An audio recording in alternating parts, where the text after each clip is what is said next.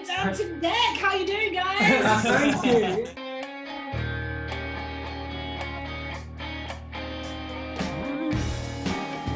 It's like watching a film, but then all of a sudden we're in a film.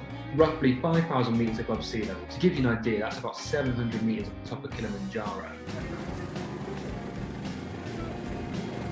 Race of Saka still going.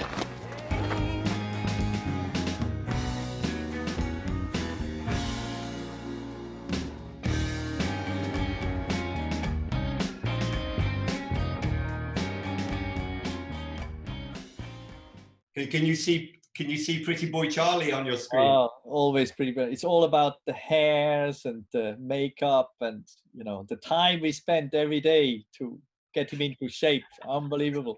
Was it like that on Long Way Round, huh? So Matt and Reese, I don't know if you can, well, I'm hoping you can hear me. I'm going to carry on talking to Claudio, but if you can bring Charlie in as soon as you're ready, that would be cool. And we'll have both of them in together, and then we'll have a Q&A at the end. And even though I'll probably focus more on Charlie shortly, and then we can have a Q&A. Hey, Charlie. Hey, can you hear me, guys?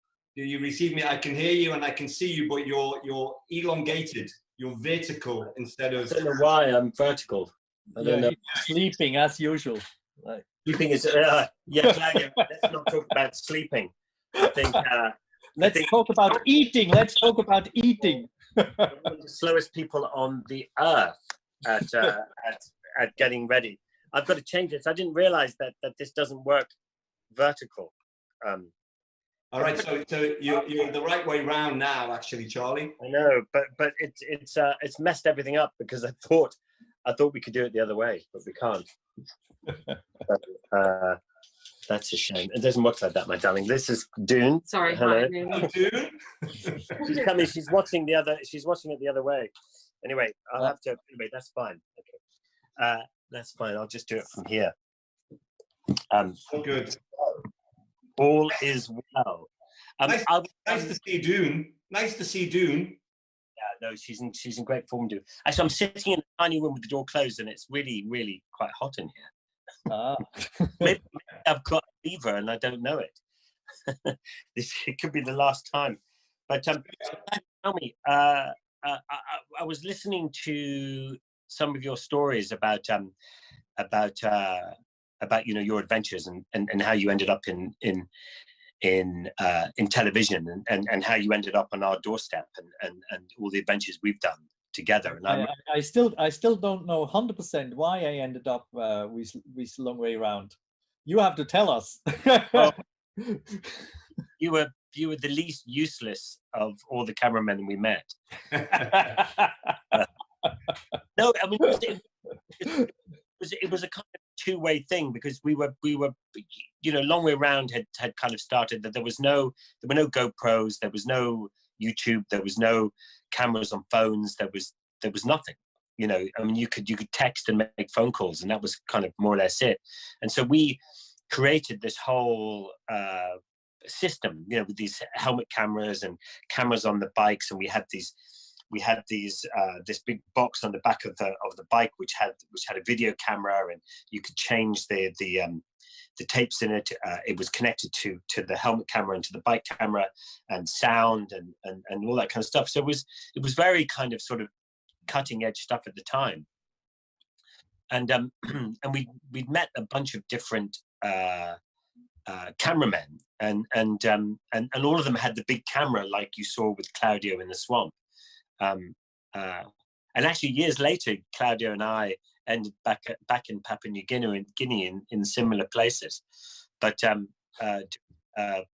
by any means. But anyway, that's another story. But so we were looking for these people, and they wanted a cameraman and a sound man and all the traditional stuff, and we wanted someone to sit on a motorbike and just follow you and I, and on the idea was that we would be just the three of us, every 3 or 4 days or so. Then we'd hook up with the support crew, swap the little tapes over, and then carry on. But we couldn't find anybody. And then Russ Malkin day and So said, look, out of desperation, they ended up with me. basically they said, look, we found this guy, Claudio. And we went up and we saw him in this little room. And Claudio had this little small Sony camera, and he did all the sounds and everything himself. And then he told us that he could ride a motorbike, which I think he as you do. As you basically just told us a lot of bullshit. And then when it came to the crunch, we said, look, Claudio, we'd love you to do the job, but we need your bike license to get the insurance and all this kind of stuff. And he came in and he said, he said, I don't know. The license, it was on my driving license and now it's gone. Basically about it. So then he had to go and take a motorcycle test, and then he failed. Was it 3 times you failed, Claudio? Oh, I think I have the world record in failing motorbike tests. Anyway, he failed 3 times on his test, but we couldn't get him insured unless he'd taken his test. So anyway, so he got his test, and bearing in mind we did long way around Dakar, long way down, and stuff like that, and his riding ability has stayed pretty much the same. Is that good or? Well, sometimes he fell over in the first one, and but that's the only way, that's the only reason why I'm ever in front of the camera, because whenever I fell off, they picked up the camera and filmed me just as good friends do, You threw yourself on the ground just to get filmed. I mean, that's pathetic. But no, I remember one time, I used to tell Claudio just to follow me, because he'd take the most strangest lines. Anyway, one time we were going through Russia, and it was really, really hot and baking hot, and I was in the lead, so it was myself, Ewan, and then Claudio riding along, and then I said, I came on the little walkie-talkie. I said, look, there's a petrol station. Let's stop there, and we'll get some petrol and take a break. And I looked down, and Claudio's rolling along the ground beside me, and I looked down and I see him lying on the ground, and it was baking up, and even the tar on the road was melting. And I looked down and I said, what the fuck are you doing down there, Claudio? And he goes, oh, I don't know, I was sleeping. And he'd fallen asleep on the bike and then hadn't seen Ewan stop, and he slammed straight into the back of Ewan, and he'd rolled in the tummy, and his whole body was cut tar. And we spent about an hour taking all this tar off his clothes. Yeah. And that was pretty normal, Yeah, but we love you. We love you, anyway, Claudio. Charley, we used to, Claudio's name is Claudio, Count Claudio von Planta, and we used to call him something else quite a lot. Charley, can I ask you something technical, dude? Sure. Are you on 4G or Wi-Fi? Because you're breaking up a fair bit. Oh, am I? Let me have a look. I'll put my glasses on. While he's looking at that, Claudio, yeah, is everything that Charley Boorman says about you true, or should we just take it all with a pinch of salt? No. He's only telling half of it. Only half of it. He's very gentle. No. Can you guys hear me? We can hear you, Charley, but we can't see you. Yeah. Oh. How's that? You're back now, yeah.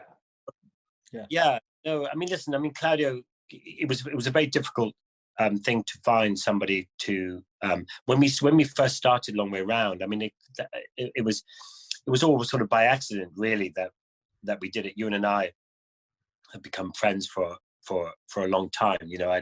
I'd been I grew up in the film industry and making movies with my father, a guy called John Boorman, who directed movies like Deliverance and Excalibur and Hope and Glory and all sorts of movies. And he was one of the top directors around. And as a family, we used to travel around with him all around the world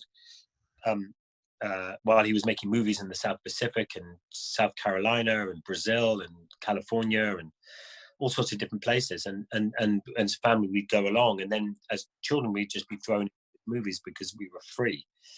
And he said, why pay for children in the movies when I've got 4 free ones. So we used to do that. And actually, the first movie I was ever in was a film called Deliverance.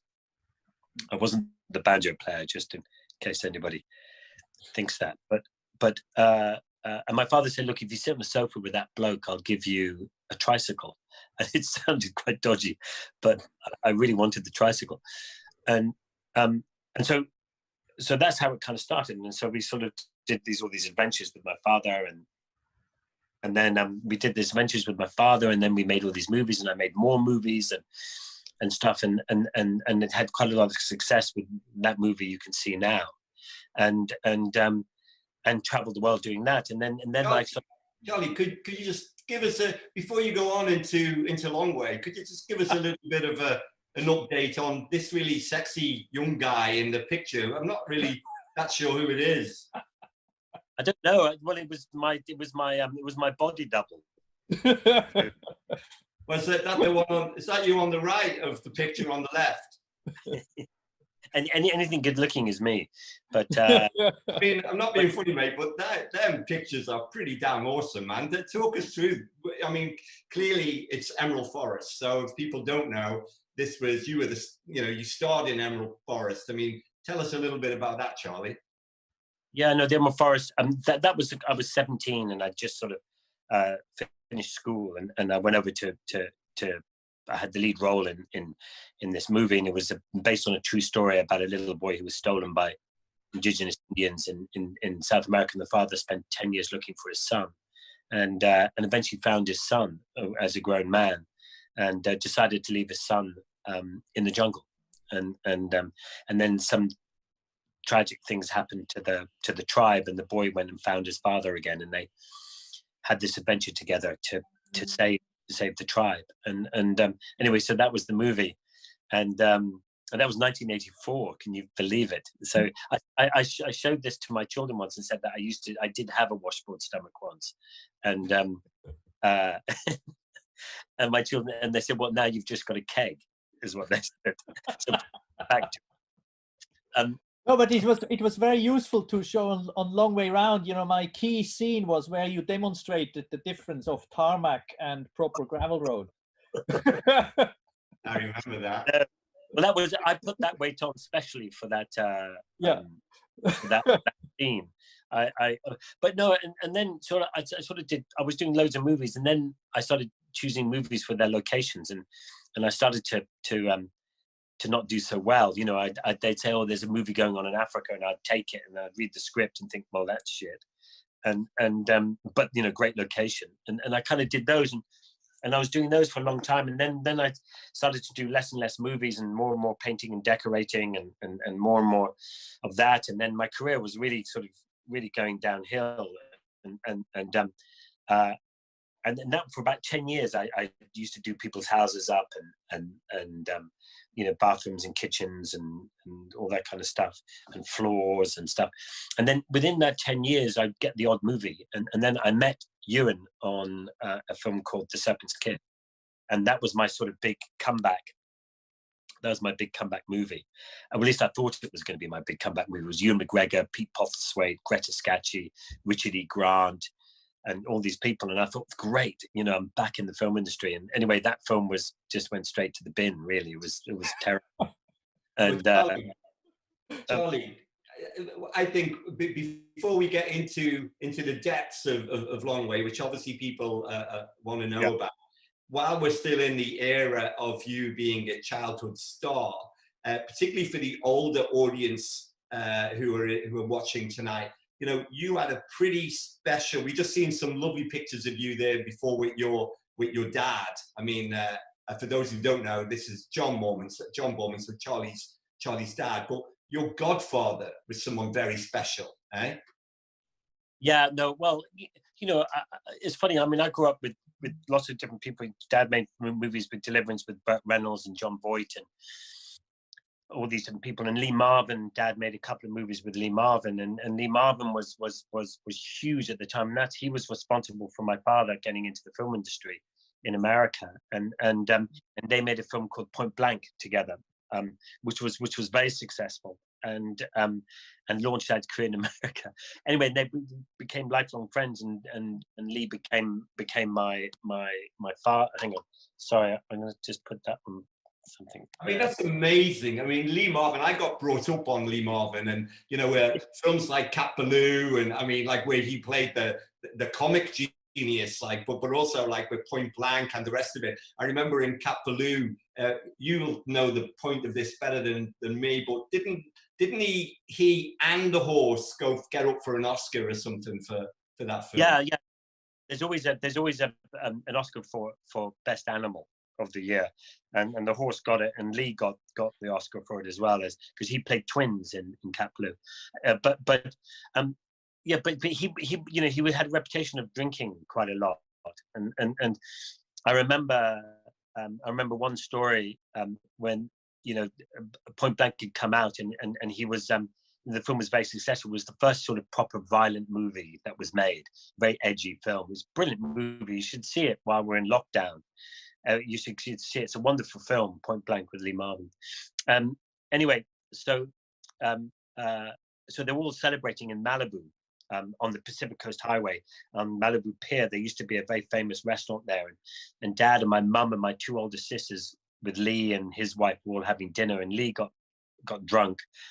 And when they came out of the restaurant, Dad said, "Look, Lee, give me the keys. You're too drunk to drive." And Lee wouldn't give him the keys. So they had this tussle in the car park. And Dad finally got the keys off Lee, and he ran to the car, and he jumped on the driver's seat and locked the door. And my mum and my two sisters dived into the back seat with Lee's wife getting into the front seat. And Lee wouldn't get in the car. And he was just hammering on the car. He didn't let me in the car. And Dad said, "Look, you're drunk. You're not driving." And so then Lee climbed onto the roof of the car, and he wouldn't get off the roof of the car. So Dad thought, he said, "This could be here all night, you know." And so he said, "Look, I'm just going to drive down the PCH. It's only 2 miles down the PCH to where the house is, and I'm sure it'll be fine." Bearing in mind, this is one of the busiest roads in California. And so anyway, he gets in the car. Lee's still holding onto the car, and he drives, and he gets onto the PCH, turns left to go down.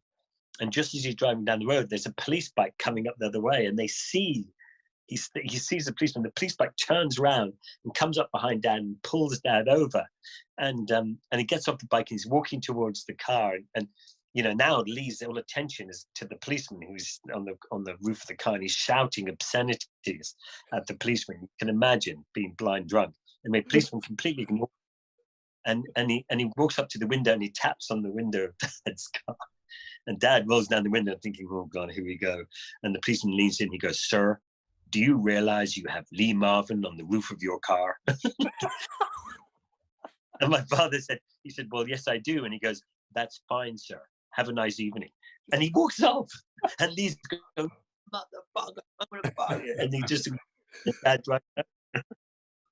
But he was a wonderful man, Lee. And, you know, he had he fought in the Second World War. He was a Marine in the South Pacific.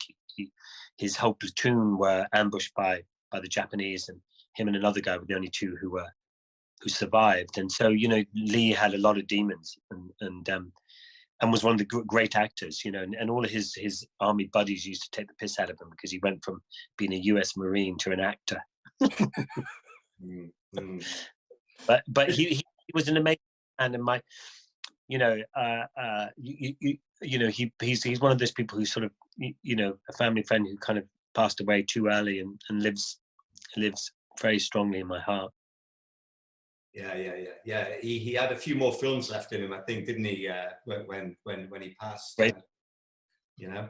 Well, listen, this is where we're up to now, dude, because you were just getting to it before basically your career in terms of films was sort of heading in sort of that direction, certainly not in that direction. But then you touched on Serpent's Kiss film with meeting you in there, and how that relationship and that friendship grew, and all your involvement together with bikes, and you know, how did that then lead to? Because what I'd like to get clear on this is that I think a lot of people think that the long way round was some big, massive project that was designed in a TV production company somewhere, and they said, "Let's get Charley Boorman, let's get Ewan McGregor," and then they made this big, successful. But actually, the truth is, you sort of fell into it, stumbled into it, really, didn't you? Tell us tell us how the connecting with you and then the long way around actually coming about. Yeah, I mean, it was kind of, you know, you and I that had met in this 10 years of me making, doing people's houses up and stuff like that, and struggling away, you know, having 2 children and a house and mortgage and, you know, all that usual stuff that everybody has. And in between that, we made this film Serpent's Kiss, and we became great friends. I think the first conversation we ever had was about motorbikes. You owned a Motoguchi, California. And we all met in this pub, and that was my first conversation with him. And then that's, you know, that we became great friends over that, and over the years we stayed friends, and we helped run motorbike race teams with Claire Ritchie and a bunch of other people. And we did a bit of British Superbikes, and we did Superstock, and we had David Jeffries and Matt Llewellyn, and we came first and second in the British Superstock, you know, 1000cc bikes. And then we did track days together, weekends. There was Roy and Paul, who the 4 of us used to just go around doing anything on motorbikes. And then one day, you and I were just looking to do a little bit more, and Ewan wanted to do a bigger journey, and we thought of maybe going down to the south of Spain and meeting our family down there, and then riding back again. And then Ewan rang me up one day and said, "Look, Charlie, I've got this great idea. Why don't you come over to the house?" And came over to the house, and he had this map on the table, this world map, and he said, "Look, why don't we go to China?" And I thought, all right, that's not a bad idea. And then we thought, well, look, if we go to China, we may as well just go to Russia and then hop over to Alaska and go to New York. And we thought, well, that's a good idea. And then we sort of sat there thinking, well, how long is that going to take? And Ewan said, oh, about 4.5 months. And funny enough, but both our wives said, oh, okay, that's fine. Off you go. And we thought, well, that's a bit quick. I think they wanted rid of us, really. And that's kind of how it went. And then we kind of went to figure out how we were going to do it. I didn't have any money. And you know, and Ewan's career was really taking off and stuff. And then we met this person, and they said, you know, I think it would make a really nice book. And so we approached someone about a book, and they said yes, and that kind of gave us a bit of money to be able to do it. And then both Ewan and I are useless. I mean, I'm completely dyslexic, and we all walked out of the book deal thinking that's great, but you know, how are we going to write it? Because I can't. And anyway, so we sort of figured that out, and we thought we'd do video diaries, and we'd transcribe and do it. Then we thought, well, if we're going to video diary it, why don't we film it?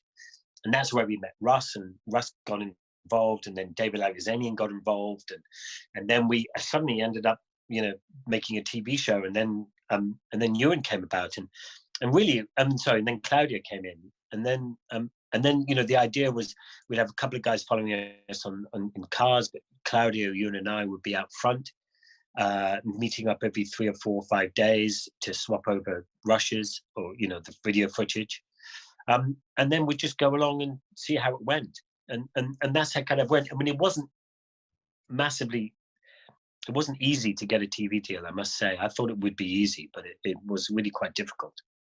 I think it's really interesting that you sort of, long way round, sort of stumbled into it. It was an evolution as opposed to a plan. I mean, you were originally just going to do it. Then you thought, well, we've got the money, but we could get some money from a book. So then money from a book came, but then the cameras, in terms of the diaries, meant that's the only way you could do it. But then that evolved in, and next minute you've got a proper production. You know, that's what a lot of people, I don't think, realize. I think a lot of people think it just happened in a big TV studio somewhere, and someone just said, no, not at all. I mean, it was really Ewan and I. We decided to do it, and we decided to do it that way. And then we went and I found Russ. I met him at a housewarming, which I'd done the guy's flat up in this housewarming. And I went over to have this housewarming and met Russ, and he'd made some TV shows about bikes. And it went like that, and so and it was very much about how Ewan and I wanted. We just wanted it to be filmed as it happened, you know, warts and all, the good, the bad, the ugly, everything, and that's kind of how it went about. And and you know, if there was a lot of bumps and stuff along the way, and lots of people, like when we're trying to get a TV deal, you know, I never forget, in America, we were trying to get a deal in America, and we met these guys and we explained the story that we're going to do this, but we're not quite sure what's going to happen and stuff like that. And they go, okay, we get the idea, but you know, who gets voted off? And I thought, well, they're not going to fucking, you know, vote Ewan off. And I thought, that's me out of the picture. That's you. Well, I didn't like them. And Ewan's going, no, I thought it was a good idea. And I'm going, no, I don't think so. And then one time we're in Australia, and we did a little teaser because people weren't getting the idea of it, because no one had ever done really what we'd done.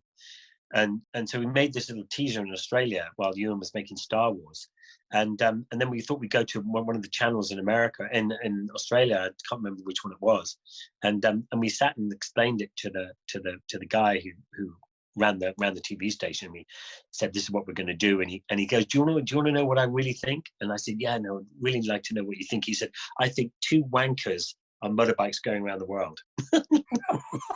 Wow. That was.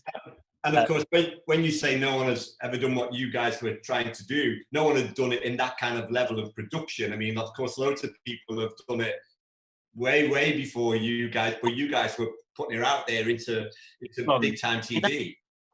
But that's a great thing about riding motorcycles and doing adventure motorcycles, is what's great in the heart is that you know how many people have done it and gone around the world. I mean, there's stories of people doing it, I mean, you know, since way back whenever, and then there's people who are, and what's great is that we know that there are people doing it, well, maybe not right now, but have been doing it, and every year people go down through Africa and cross continents on the backs of motorcycles, and it's very reassuring to know that there's always sort of someone out there doing it, and I love it. And you and I just happened, you know, we just happened to stumble across it. You know, we had an idea, we went out and we did it, and we thought, listen, no one's going to watch it, and maybe somebody might buy the book, but that's about it.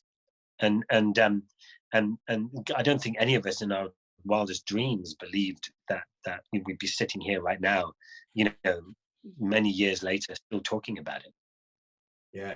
No, but the cool thing was there was real jeopardy there, because there was always this big question mark: will you be able to get across Siberia, you know, road of bones? Because everybody you asked at the beginning, everybody told you it's impossible, you can't do it. And so, you know, that was actually something which intrigued me right from the beginning, because you were starting something where everybody tells you you can't do it. Yeah, no, well, that's happened quite a lot. And I know for sure that the minute someone says that to Claudio, it's like, right, fuck it, I'm going to do it. That made it. I remember we had some expert who do it, and he just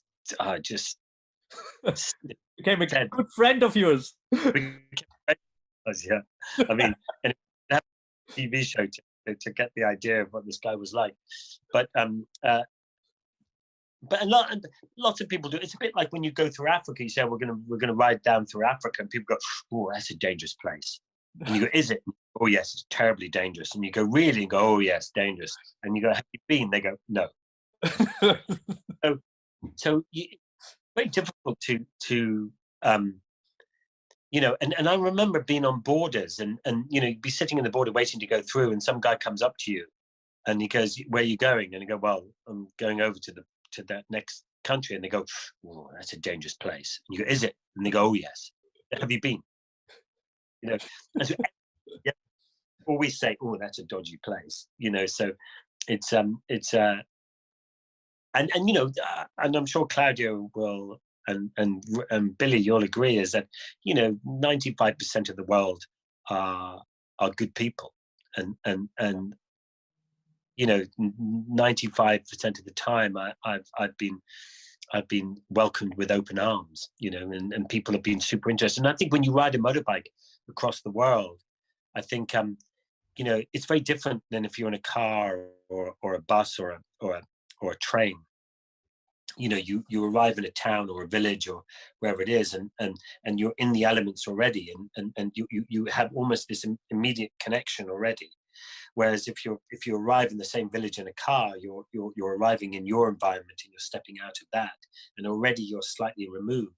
So I've always felt very lucky to be able to travel the world on the back of a motorbike. Mm-hmm.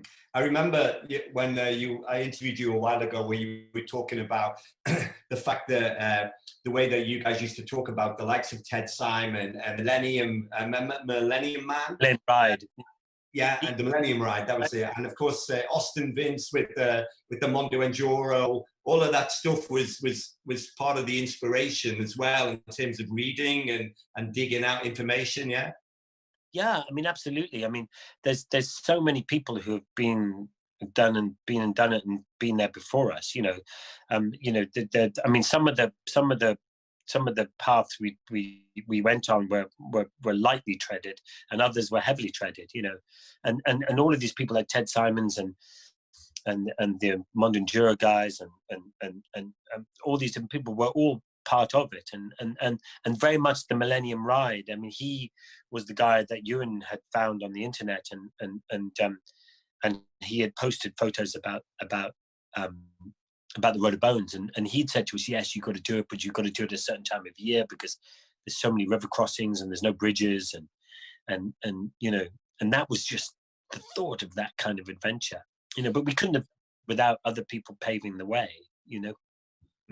So listen, what would be really interesting is to find out a little bit about how is your lockdown going. We've seen Dune coming in before, and I'm assuming Kinvara's at home as well, and some of the imagery that we have, the audience know of you and your two lovely girls. They were like tiny tots in Long Way Round when we were filmed at the HQ, and then of course in Dakar.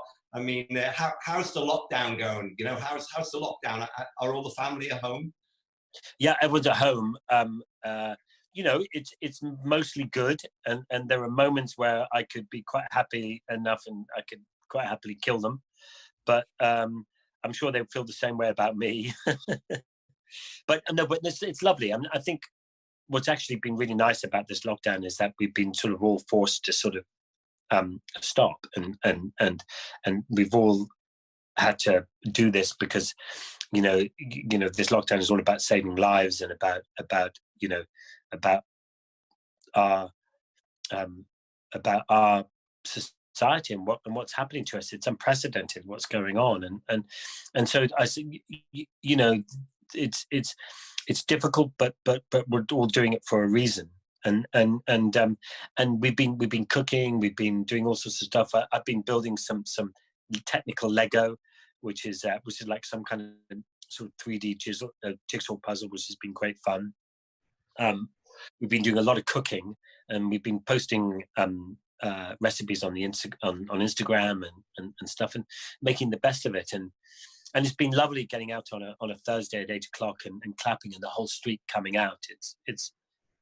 It's been amazing. The British are very good at rallying together and you know, getting on with it.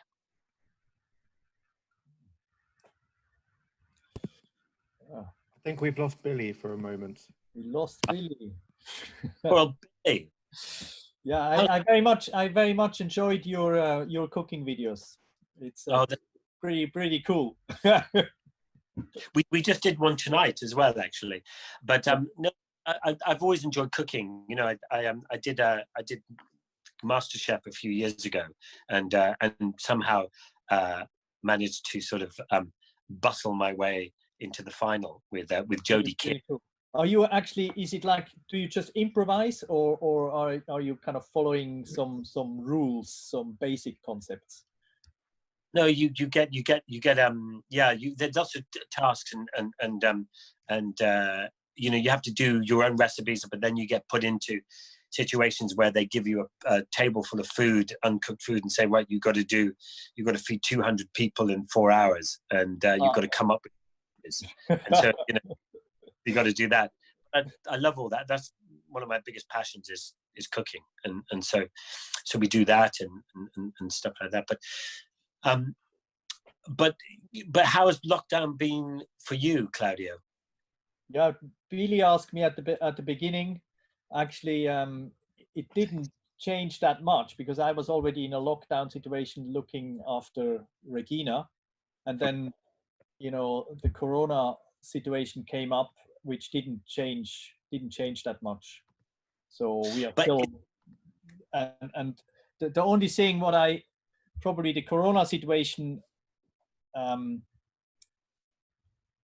way it changed is that we suddenly had a whole group of friends starting to look after us. So they still provide us with meals every day, because they know I'm totally absorbed with the care for my wife, together with Xenia and Larissa. And I agree. I think these situations where suddenly you have to come together with the whole family, it's actually quite healthy. And even if there might be issues, I imagine there are families where you have serious issues, but maybe it's not bad to suddenly sit down and try to sort it out and discuss it yeah, no, I think the whole world has had to take a breath, and we have to sort of rethink about things. But one thing I miss tremendously is riding my motorcycle, and going off rides. I'm just doing my head in, but apart, it's not so bad. But I mean, you and I were working together right up to the end of last year, and I think we got very lucky in being able to finish the project that we did together, and we then only finished on the 18th of December or something. So we're very lucky on that front, and so everything seems to be going ahead with that. So which is fantastic. But I mean, it was interesting. It's funny that we should be talking together, Claudio, because not only did we do Long Way Round together, where we started off as family. Oh, come in, Ollie. This is my wife, Olivia. What's up? Huh? I don't know who they are, Ollie. We're on the screen. We're on the screen, Charlie. Oh, that's what she said. We were buzzed in. Billy didn't get kicked off. He just disappeared. I think he's got internet problems or something. So it's censorship. Look, you're not on your own. Yeah, I think what happened was he was about to talk about Long Way Up, and someone on the internet just booted him. That's it. Off. I think that's what it was. Yeah. That's it. And we were going to say something, but then you guys started going. You were going against. We're going to sit here and something going back out, and that's it. We didn't want to interrupt it. Well done, you two, for putting all this together. It's absolutely fantastic. Yeah, it's amazing. It's been great fun. But I was just quickly saying that it just reminds me that with Claudio, when Claudio and I met on Long Way Round, this started years and years of working together. We then did the Dakar Rally together, which then Claudio said that was probably the hardest filming job he'd ever done in his life. It really was brutal, wasn't it? It was brutal. I was completely, blasé at the beginning. I said, I don't even have to ride. I just have to go from bivouac to bivouac, and in between you fly, and in every bivouac you have super duper French catering. So what do I have to worry about? But the killer was that you never sleep for 2 weeks. You just don't. It's it's crazy. So we had the Dakar together. Then we did Long Way Down together, and then we did By Any Means. By Any Means, and it just and then just ended up doing all these sort of movies together. It was quite extraordinary to and it's still very difficult to find a better cameraman. I mean, we've had cameramen who have better hygiene than Claudio. Guys, I've got to just jump in and talk a little bit about what's been going on the feed, because it's been going wild. People have been saying this is the best Saturday night TV since the 70s, and we should get an Oscar for putting it on. So you've been very well received. Well done, fellas. And it's got the job done as well. We're over £1,000 over the fundraising target. We're £6,000 nearly for the NHS. Wow. Amazing. Thanks so much for coming on. We've had some hilarious comments. We've heard that Claudio is like James Bond. We've heard that that Charley has a voice like Christmas morning, and now we've just seen that the sidecar guys have swiped off Billy, so that's quite funny too. Yeah, thanks so much for coming on, guys. It really has been an amazing thing to have you on here and talking and giving us a bit of an insight into the amazing trips that we all dreamed of. You're the guys that obviously inspired us. We watched on the telly. I mean, me and Reese were watching The Long Way Down when we were doing the Long Way Down route on our scooter and sidecar. I mean, we are fangirls right here. So it really is amazing. But it is, people always say, oh, Charley, you and helped us jump on a bike and do whatever. But I always think that it's always inside you anyway. And so it's always inside people. Can you guys see me? Oh yeah.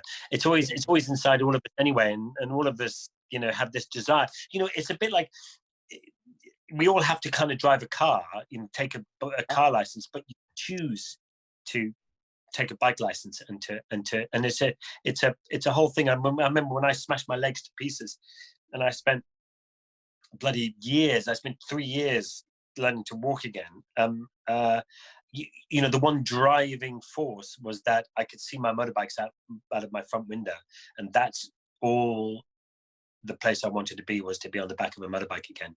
And so it's a bit like people who ride horses and stuff like that. It's a lifelong passion. I'm very lucky to have it. So, but you, in terms of motorbikes and Charley, you've been doing it for years. Obviously, because in a series, you look like an absolute pro, don't you? In this sort of the overlanding, you're going off road and that sort of thing. So, you're quite an experienced guy when it comes to motorcycling and sort of overlanding. When did you sort of start getting into the sort of motorcycling scene? Oh, well, I'd say my wife and children will have a different story. The last 4 years, I've just completely destroyed my body. I broke both my legs, my ankle, my collarbone, my pelvis, my forearm. I've got 10 plates or something in my body, and that's all in the past 4 years. So they all think I'm just a really shit rider now, and so all the 40 years of riding has gone out the window. But no, I started when I was a kid. I used to do a lot of horse riding when I was younger in Ireland. I grew up in the Wicklow Mountains in the middle of nowhere, and I used to do a lot of horse riding. And then Tommy Rochford was a guy who lived in the village nearby, and he had a Mako 400, which was the dog's bollocks in those days, and he let me have a go on one. I could barely touch the pegs, and I went around this field and fell off, and that was it. I was hooked for life.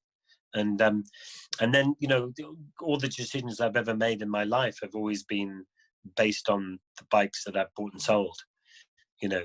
My only regrets in life are the bikes that I've had to sell and couldn't keep. My only regret was getting married, really. Hello, Charley. I'm back, Charley. Can you see me, Charley? No, we've you terribly.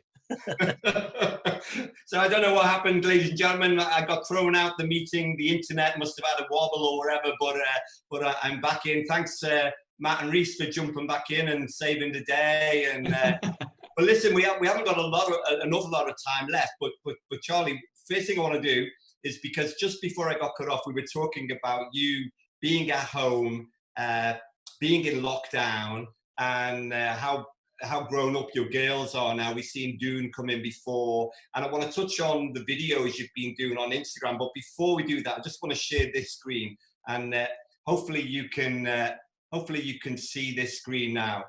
Can you see that from the Dakar 2006? I mean, I'm not being funny, but look at them girls. I mean, that is Dune. Well, look, I can probably go next door, and that would be cool. Could you do that? They're all running away. Look, they're all running away. Can you see my girls, guys? Can you see the girls? Wow. Can you? I don't know if you can get them on screen. There they are. You're getting feedback. You've got to go back into the dark room. Anyway, that's them there. Anyway, listen, I know that the girls have been doing this with you, but in the lockdown, you've been doing Instagram with the cooking. Yes, no, yeah. Tell us about that, and how come you, Charley Boorman, the guy who goes around the world on motorbikes, the adventurer, where's the cooking come from? Oh, well, listen, we kind of touched upon that a little bit with Claudio. I'd have to say, when I walked into the kitchen, you should see the three of them they were like little cockroaches, just all trying to disappear to get away from the cameras so they couldn't be seen. That's made my day.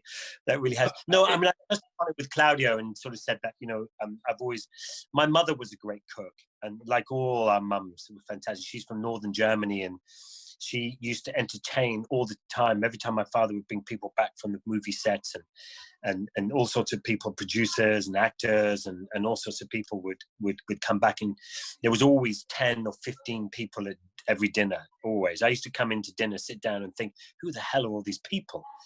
And of course, because we had so many people, Katrina and Talsha and Daisy and myself, my sisters, we all mucked in and helped, and so my love of cooking has always been there. And then I did Celebrity MasterChef and managed to blag my way into the final with Jodie Kidd and Sophie Thompson, and she won in the end. But it was lovely, and I feel very connected in the kitchen, and it's very therapeutic when we come back from long journeys, being away for 3 or 4 months at a time or whatever. You lose connection with your friends. And so coming home, and my wife always organizes big dinners, 14, 15 people. And I cook. And it's a wonderful way of bringing everyone back, and all the girls help, and Ollie cooks, and Ollie's amazing dessert cook. She's just fantastic. And so we have these big things, and then I can sort of tell all my friends that I'm back, and then sort of life carries on.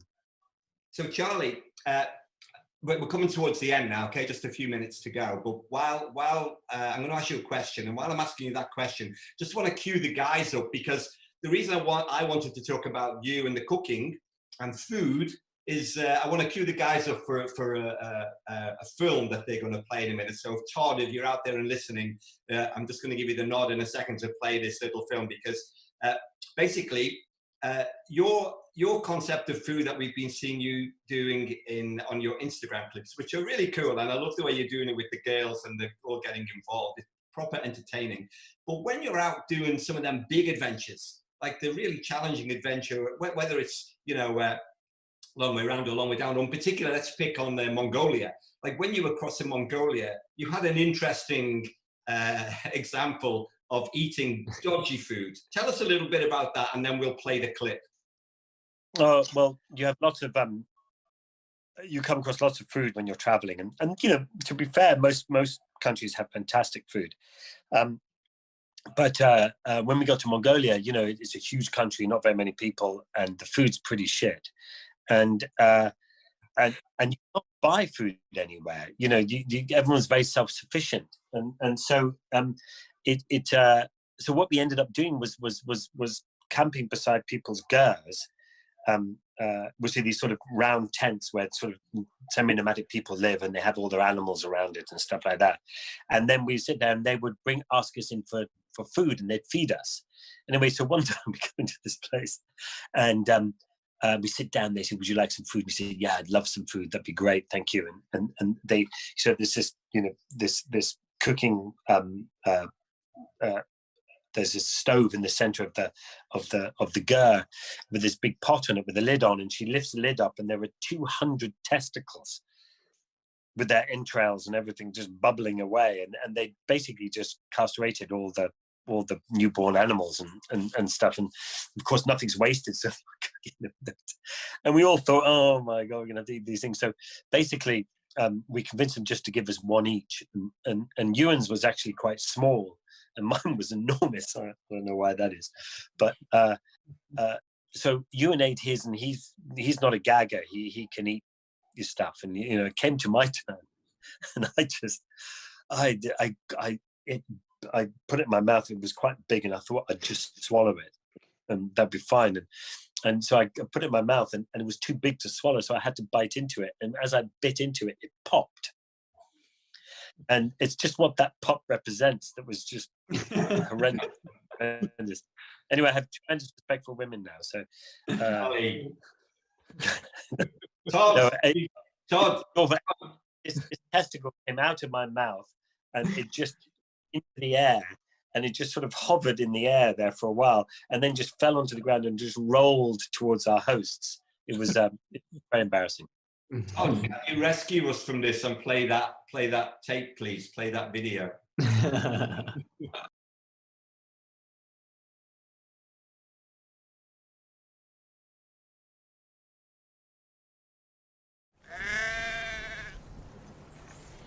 We're camping tonight with the support team, and some locals have invited us into their ger for tea. Would you like to eat nuts? Nuts? Oh my lord!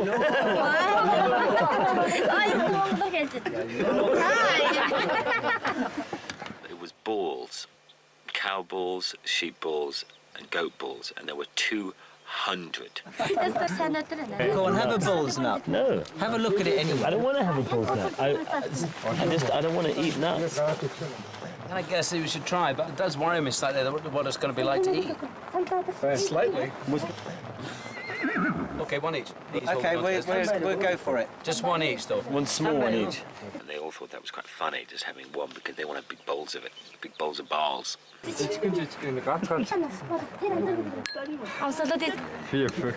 Ewan went first. I've only got a wee one. Power through it. He's very good about eating that kind of stuff. He can do it. Go, baby. Ali. Oh, yeah. That's very good. Okay, ready? Yeah, good. Sorry, just thinking about it. To me. Did you eat it? Go on, Charlie. No. Did you eat it? Did it go down? Yeah. Oh, get off. Honestly, I didn't do it. I can't do it.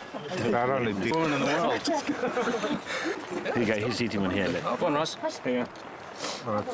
Go on, Russ. Go on, Russ. play through the hair. Oh. Sorry, I couldn't do that.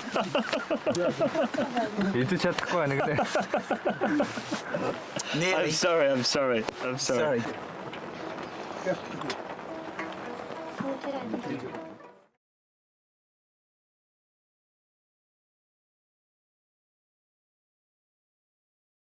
So, Charlie, that was an interesting clip, eh? Oh God, it's. I think what the thing is, I mean, that was Claudio filming that, and I was just bearing in mind that when Claudio has done lots and lots of stuff with Ewan and I, and he's done lots of adventures. But I remember when we were doing the Dakar Rally, and I broke both my hands, and I got to the end of sort of the day after I broke my hands, and I was really starting to smell a bit, and I went to bivouac, and I said, look, are there any showers here where I can have a shower, because I had 2 casts on my hand, and they said yeah, there's really good showers here.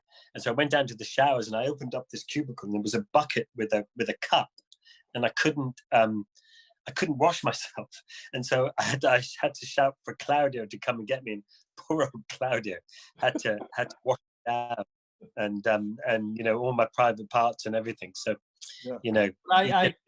I blanked it from my memory. I don't remember. Like women don't remember the birth of their babies because it's so painful. So for me, it's it's really nasty that you kind of bring it all back again.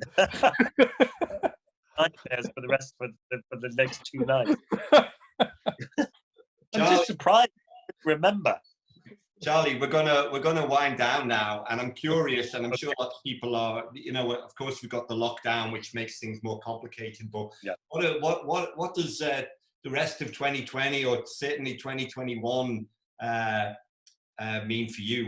What's going on?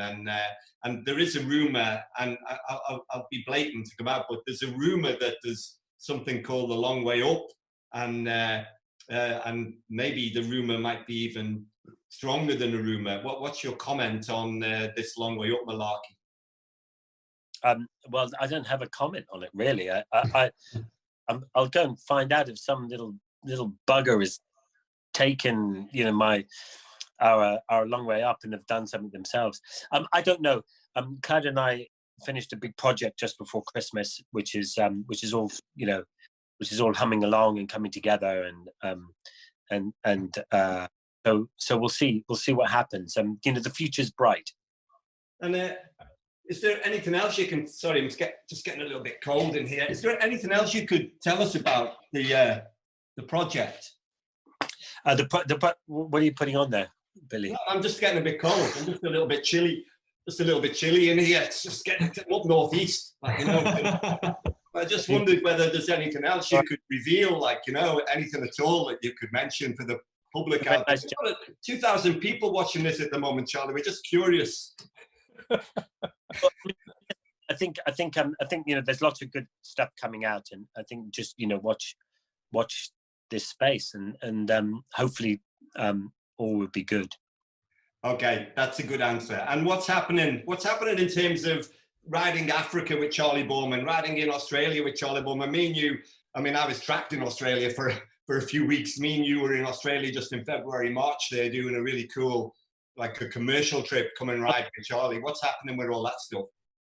Yeah, I think I mean, I do these sort of 3 trips every year. So we do a motorcycle tour in Australia from Melbourne to Sydney via Tasmania, which is all on road, and then we do another one in Africa, where we go from Cape Town to Victoria Falls through South Africa, Namibia, and Botswana and Zimbabwe, and then sort of back through South Africa and Lesotho and stuff like that. So that's all, hopefully, all going well, will happen next year, and they're great fun, really good fun tours, and just amazing. Lots of you know, sometimes we have to stop on the road because, you know, 40, 50 elephants are crossing the road. So it's a beautiful, fun thing to do. So come and join us if you fancy it.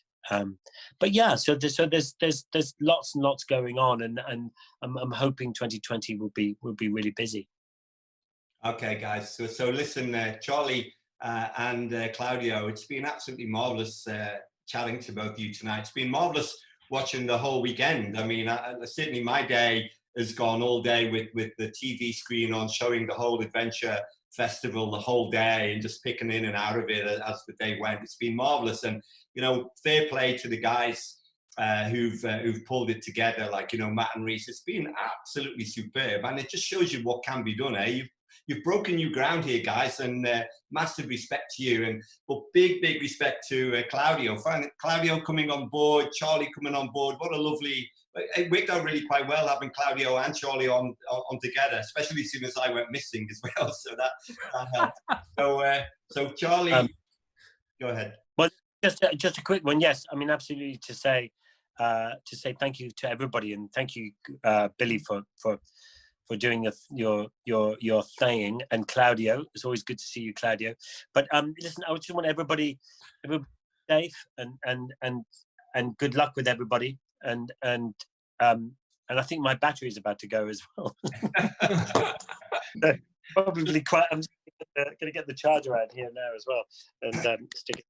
But yeah, no, it's been brilliant. And listen, let's all do it again next year. You know, we don't always have to go to an adventure festival, but, you know, why not have our adventure festival in our favorite armchair at home? And so let's again this time next year. You guys rock. So thank you very much. Thank you very much. Thanks, guys. Thanks so much for coming on. That was unbelievable. And it's so cool to have you. We've smashed fundraising. Guys, if you enjoyed their little set there, having the 3 guys on, then check out the tip jar, which is below us. All the proceeds go towards the NHS Charities Together Fund. So get on there, pay what you think the show was worth, and I'm sure we'll raise loads. So already smashed a target. Let's do it. Thank you so much, guys, for coming on. We will catch you again. I hope you stay around for the big fat quiz of adventure that we've got coming up. You might feature in it, hopefully. And yeah, we'll see you later. Thank you very much, guys. Cheers. Bye, guys. Awesome.